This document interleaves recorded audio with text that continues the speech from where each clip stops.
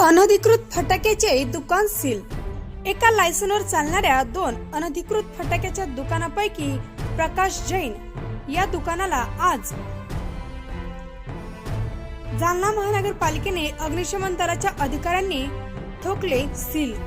जालना शहरातील सरफ बाजार परिसरात असलेल्या सखाराम जैन यांची मालमत्ता क्रमांक 21478 या ठिकाणी फटाके विक्री करिता परवाना दिलेला असून घर क्रमांक 21477 या मालमत्तेत कुठलाही सक्षम अधिकाऱ्याकडून परवाना दिलेला नसताना प्रकाश सखाराम जैन, अमोल जैन आणि विशाल जैन हे अनधिकृतपणे फटाके विक्री करत असल्याच्या कारणावरून जिल्हाधिकारी यांनी सर्व दस्तावेजाची तपासणी करत सदरील दुकान सील करण्याचे आदेश दिनांक 15 फेब्रुवारी 2024 रोजी दिले होते। तर छत्रपती संभाजीनगर येथील विभागीय आयुक्तांनी सुद्धा सुनावणी दरम्यान जालना जिल्हाधिकारी यांचे आदेश कायम ठेवत अनधिकृत फटाके विक्री करणाऱ्या दुकानाला सील करण्याचे आदेश अप्पर जिल्हा दंडाधिकारी यांनी दिनांक 21 मार्च रोजी शहर महानगरपालिकेच्या मुख्य अग्निशमन अधिकाऱ्यांना काढले होते।